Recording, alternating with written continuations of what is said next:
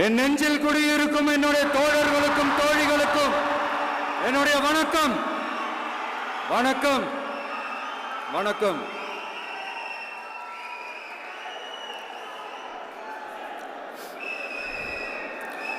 கதறல் சத்தம்லாம் எப்படி இருக்கு?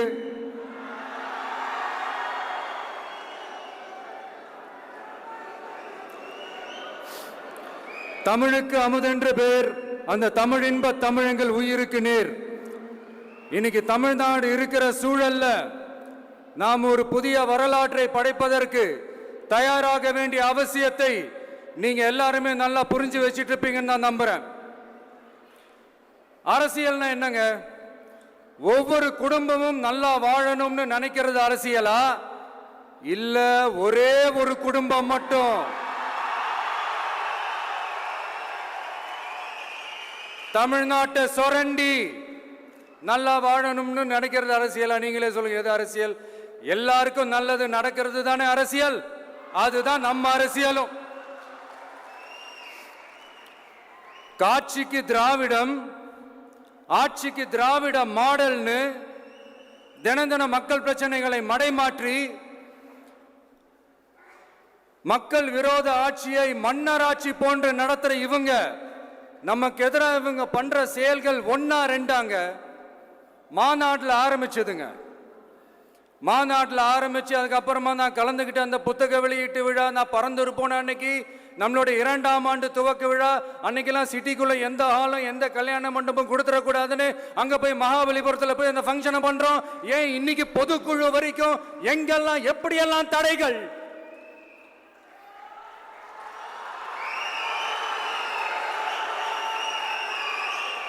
ஆனா அத்தனை தடைகளையும் தாண்டி நம்மளுடைய தோழர்கள் சந்திப்பு நிகழ்ச்சிகள், மக்கள் சந்திப்பு நிகழ்ச்சிகள் தொடர்ந்து நடந்துகிட்டு தான் இருக்கும். அது தொடர்ந்து நடக்கும்.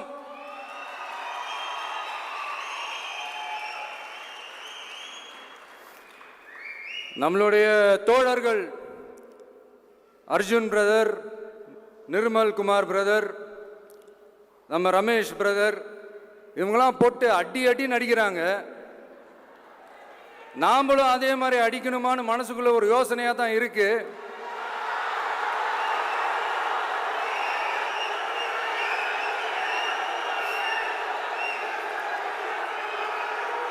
ரைட்.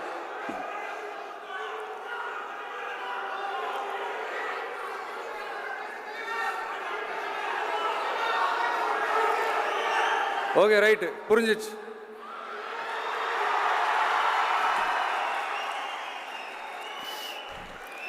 மாண்புமிகு மன்னராட்சி முதல்வர் அவர்களே,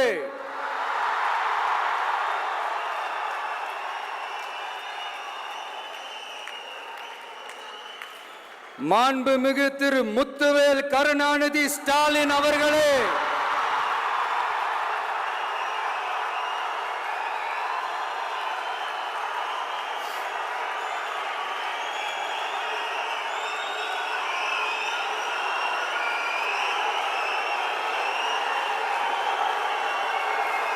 பேரை மட்டும் வீராப்பா சொன்ன பத்தாதவர்களே,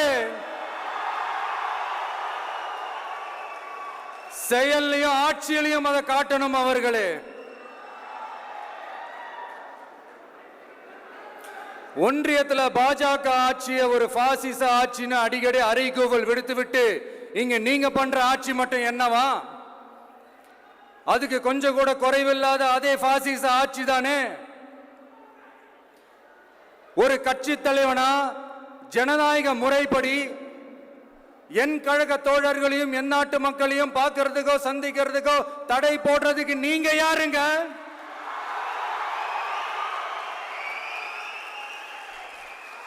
தடையை மீறிய மக்களை பார்க்கணும்னு முடிவு பண்ணிட்டா போயே தீருவேன். சட்டத்தை மதிக்கணும்ன்ற ஒரே காரணத்துக்காக தான் அமைதியா இருக்கிறேன். நேத்து வந்தவெல்லாம் முதலமைச்சர் ஆகணும்னு கனவு காண்றான்னு சொல்றீங்க.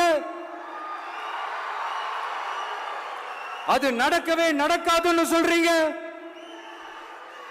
அப்புறம் ஏங்க எந்த கட்சிக்கும் இல்லாத நெருக்கடியை தமிழக வெற்றி கழகத்துக்கு மட்டும் போட்டுக்கிட்டே இருக்கிறீங்க?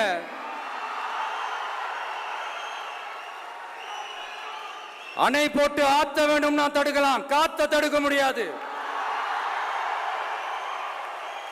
அதையும் மீறி தடுக்கணும்னு நினைச்சீங்கன்னா சாதாரணமா இருக்கிற காத்து சூறாவளியா மாறும், ஏன் சக்தி மிக்க புயலா கூட மாறும்.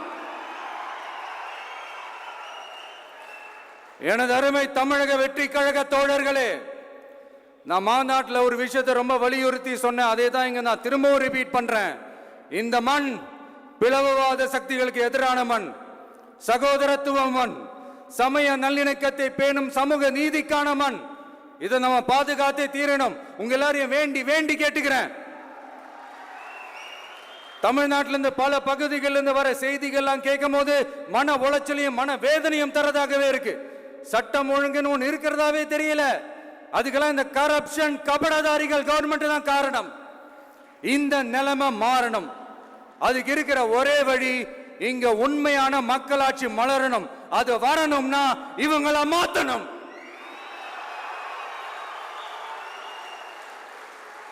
அதுக்கு என்ன வழி? அதுக்கு நாம என்ன செய்ய போறோம்? நம்மளுடைய தோழர்கள் டெய்லி மக்களை போய் பாருங்க, அவங்களோட பேசுங்க, ஒவ்வொரு தெருவுக்கும் போங்க, ஒவ்வொரு வீட்டுக்கும் போங்க, அவங்களோட பிரச்சனைகள் என்னன்னு கேளுங்க, அதை தீர்க்கிறதுக்கு என்னன்னு வழின்னு யோசிங்க. அப்பதான் அவங்களுக்கு நம்ம மேல ஒரு நம்பிக்கை வரும். அப்படி ஒரு ஆழமான நம்பிக்கையை விதைச்சிட்டு அதுக்கப்புறமா நிமிந்து பாருங்க. ஒவ்வொரு வீட்டோட உச்சிலையும் தமிழக வெற்றி கழகத்தோட இரட்டை போர் யானை வாகை மலர் கொடி தானா பறக்கும், தானா பறக்கும்.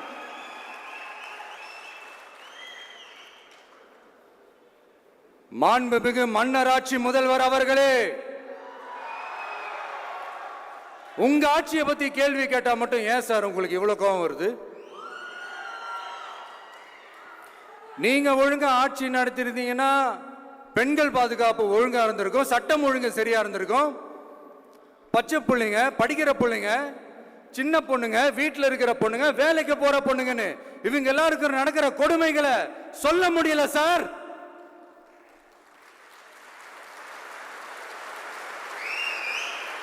இதுல வேற உங்களை அப்பான்னு வேற கூப்பிடுறாங்கன்னு சொல்றீங்க.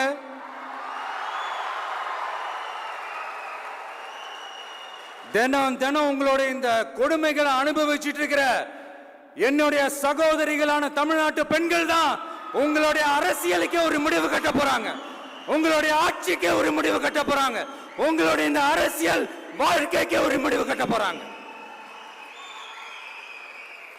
சரி, பெண்களோட லைஃப் தான் இப்படி போராட்டமா இருக்குன்னு பார்த்தா இங்க எத்தனை போராட்டங்கள்?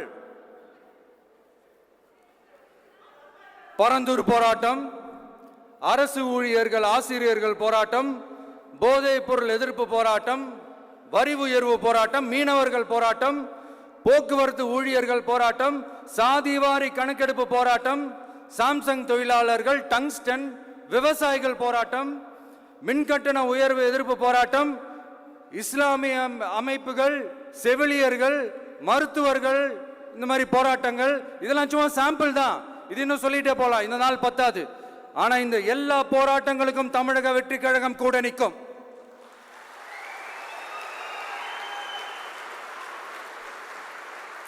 இங்க நீங்க தான் இப்படின்னா அங்க அவங்க யாரு? உங்க சீக்ரெட் ஓனர். அவங்க உங்களுக்கும் மேல மாண்புமிகு திரு மோடிஜி அவர்களே,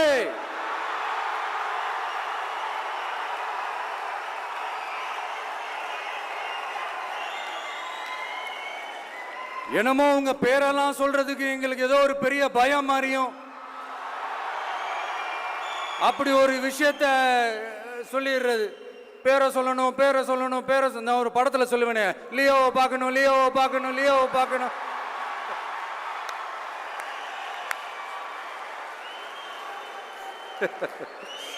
இல்ல இல்ல, சத்தியமா அப்படிதாங்க இருக்கு. சென்டர்ல ஆள்றவங்கன்னு சொல்றோம். சென்டர்ல யார் ஆள்றா? காங்கிரஸா? இங்க ஸ்டேட்ல ஆள்றவங்கன்னு பேசுறோம். இங்க யார் ஆள்றா? அதிமுகவா? அப்புறம் என்ன பேரை சொல்லணும், பேரை சொல்லணும்? புரியலையே. நீங்க தானே கேட்டீங்க, வச்சுக்கோங்க.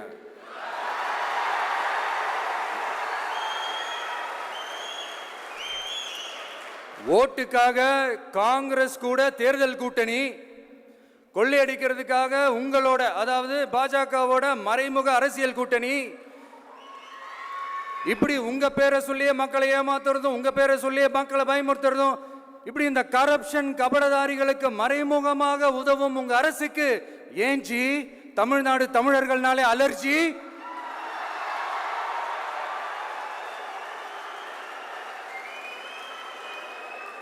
தமிழ்நாட்டிலிருந்து வர ஜிஎஸ்டியே கரெக்டா வாங்கிக்கிறீங்க, ஆனா தமிழ்நாட்டுக்கு பட்ஜெட்ல நிதி ஒதுக்க மாட்டேங்கிறீங்க. இங்க படிக்கிற நம்ம பிள்ளைங்களோட படிப்புக்கு நிதி ஒதுக்க மாட்டேங்கிறீங்க, ஆனா மும்மொழி கொள்கையை திணிக்கிறீங்க. டீலிமிட்டேஷன் என்ற பேர்ல தமிழ்நாட்டோட பார்லிமெண்ட் சீட்ஸ்லையும் கை வைக்க பாக்குறீங்க. ஒரே நாடு ஒரே தேர்தல் நீங்க ஸ்டார்ட் பண்ணப்பவே புரிஞ்சிருச்சு பிரதமர் சார் உங்க பிளான் என்னன்னு, எங்கெல்லாம் எப்படியெல்லாம் எந்த திசைகள் எல்லாம் இந்த நாட்டை கொண்டு போலாம்னு. சார் உங்ககிட்ட நாங்க சொல்லிக்கிறதெல்லாம் தமிழ்நாட்டை கொஞ்சம் கேர்ஃபுல்லா ஹேண்டில் பண்ணுங்க சார்.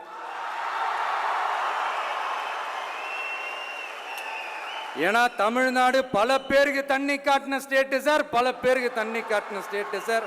பார்த்து சார், பார்த்து செய்யுங்க சார், மறந்துடாதீங்க சார்.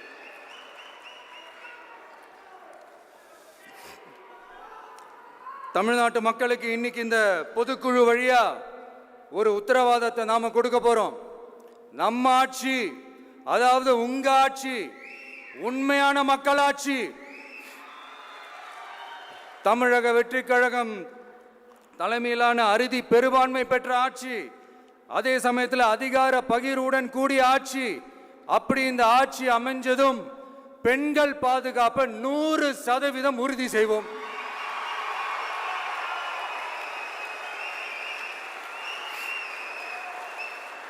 சட்டம் ஒழுங்கு ரொம்ப முறையா ஸ்ட்ரிக்டா வச்சிருப்போம். கல்வி, சுகாதாரம், மருத்துவம்னு அத்தனையிலையும் ரொம்பவே கவனம் செலுத்துவோம். அதுவும் எல்லாருக்கும் ஈஸியா ஈக்குவலா கிடைக்கிற மாதிரி செய்யறது தான் நம்ம டார்கெட்.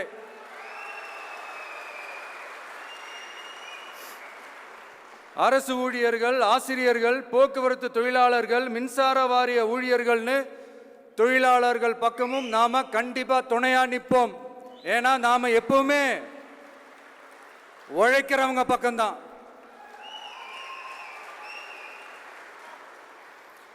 நம்ம தமிழ்நாடு விவசாய பூமி, இயற்கை வளங்கள் நிறைந்த மண். இந்த விவசாயத்துக்கும் இயற்கை வளங்களுக்கும் எதிராக எந்த விதமான ஒரு திட்டத்தையோ நடவடிக்கையோ கொண்டு வர்றதை எங்களால் ஏற்கவே முடியாது. எங்க மண்ணை மக்களை பாதிக்கிற மாதிரி திட்டங்களை தயவு செஞ்சு செயல்படுத்தாதீங்க, அதை நாங்கள் எதிர்க்கவே செய்வோம். தமிழ்நாட்டை எல்லா வகையிலும் பாதுகாக்க வேண்டியது எங்களுடைய உரிமை, கடமை, கொள்கை எல்லாமே. The fundamental strength of politics is uncompromising principles and ideologies. Periyar's social justice, Kamarajar's honest administration, Ambedkar's equal justice and equal opportunity, Velu Nachiyar's social inclusivity and communal harmony, Anjali Amal's fighting for water resources were the reasons for choosing them as our party's ideologues and policy leaders. I would like to mention here with pride that we are the first political party to declare 2 historic women icons who are India's freedom fighters from Tamil Nadu as our party's ideologues and policy leaders. இப்படி ஒரு ஆழமான நம்பிக்கையுடன் வரும் 2026 தமிழ்நாடு சட்டமன்ற தேர்தலில் ஒரு மாபெரும் அரசியல் மாற்றத்தை கொண்டு வந்து மக்கள் சக்தியின் உதவியுடன் மக்கள் விரும்புகிற ஒரு நல்ல அரசை அமைப்பதில் உறுதியாக இருப்பதால்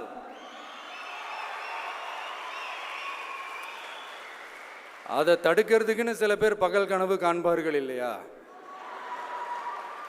அவங்க எல்லாருக்குமே சொல்லிக்கிறது ஒண்ணுதான், காற்று, மழை, வெயில், இயற்கையை யாரால் கட்டுப்படுத்த முடியும்? யாரால் தடுக்க முடியும்? இவை எல்லாம் கடவுளால் உருவாக்கப்பட்டவை. அப்படிதான் எம் மக்களுக்கான அரசியலையும் யாராலும் தடுக்க முடியாது. அரசியல் சூறாவளியையும் தேர்தல் சுனாமியையும் தடுப்பார் எவர். அப்படிதான் எம் மக்களுக்கான அரசியலையும் அந்த வெற்றியையும் யாராலும் தடுக்க முடியாது. அப்படி தடுக்கணும்னு நினைக்கிறவங்களோட கனவு ஒரு நாளும் மெய்ப்படாது. Before concluding my speech, few words from William Blake. Men may come, men may go, but I go on forever.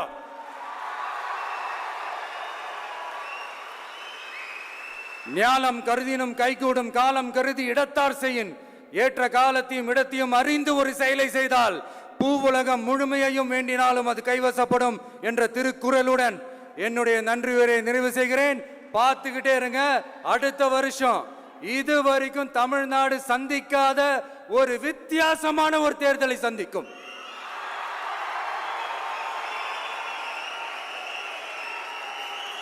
ரெண்டு பேருக்கு நடுவுல தான் போட்டியே.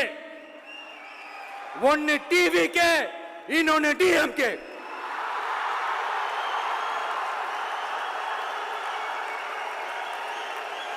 கான்பிடண்டா இருங்க, நல்லதே நடக்கும், வெற்றி நிச்சயம். மீண்டும் சந்திக்கும் வரை நன்றி, வணக்கம்.